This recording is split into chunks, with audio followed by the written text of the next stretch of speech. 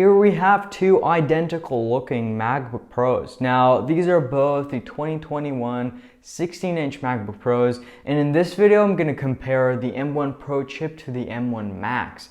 Now, on my left I have the M1 Pro MacBook Pro with 16 gigs of RAM and 512 gigabytes of SSD storage.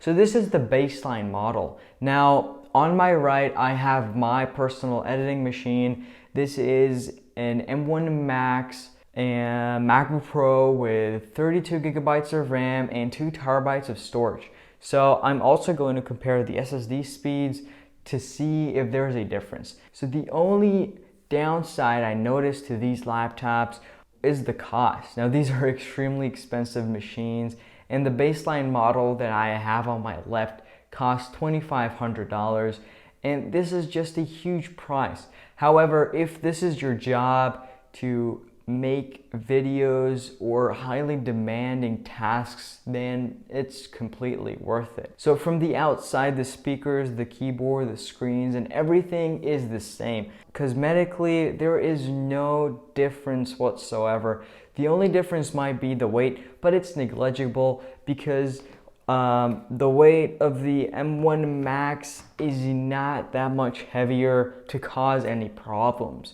So before I test the M1 Max and M1 Pro side by side, I'm going to test the SSDs. So the baseline model has a 512 gigabyte SSD, and this SSD has a write speed of around 4,000 and a read speed of around 5,000. Now this is not a bad performance, but the 2 terabyte SSD in the M1 Max tops it. So the write speed for that is around 6,400 and the read speed is around 5,500, which is pretty good performance. Now moving on to the side-by-side comparison, before I move on to testing games and 3D modeling and video editing, I've done a Geekbench 5 test.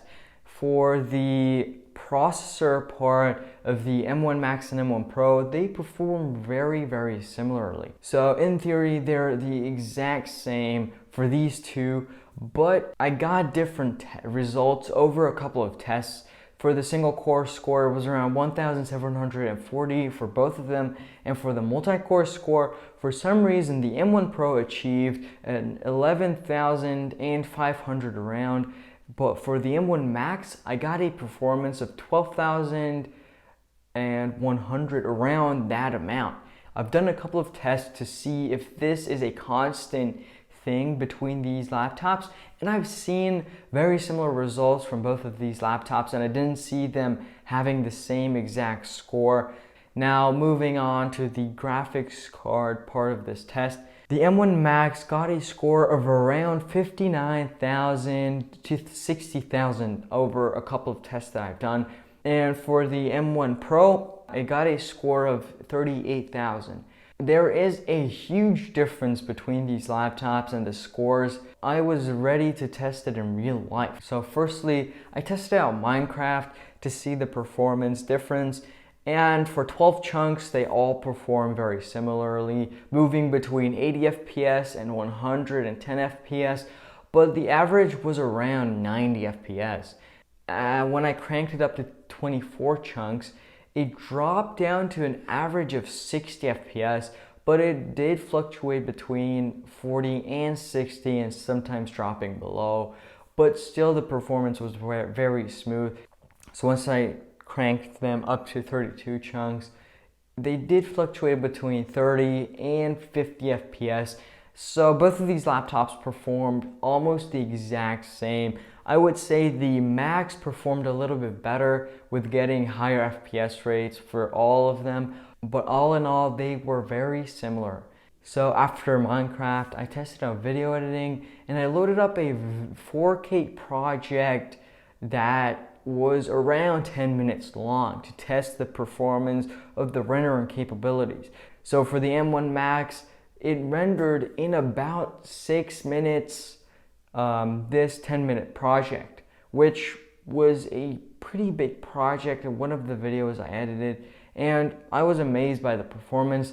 But when it came to the M1 Pro, it exported this project in 11 minutes. So there is a huge difference between these laptops. It's almost a 2 times performance gain if you get the M1 Max. Now, keep in mind, this does have 32 gigabytes of RAM and a faster SSD, which could improve the performance, but the most influential is the M1 Max and M1 Pro. So there's a difference in video editing right there. Now, after video editing, I did a Blender test of a very high-end project. For the M1 Pro, it was able to export this project in around 10 minutes, and for the M1 Max, it was closer to 8 minutes. So again, there's like a 2-minute difference between these laptops, which if you're rendering a lot of projects at the same time, then you can save up some time if you get the M1 Max.